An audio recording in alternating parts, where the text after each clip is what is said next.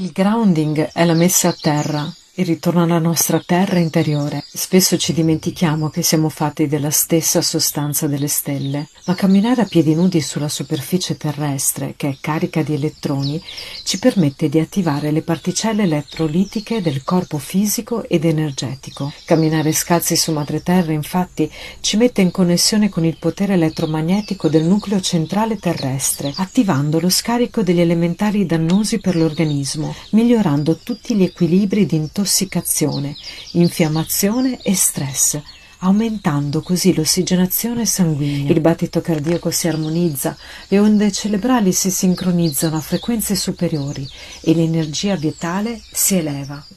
Ogni passo è un respiro di equilibrio olistico che genera calma nel cuore, pace interiore e rinnovamento cellulare. Ed è così, con semplicità, che si trova il proprio equilibrio naturale.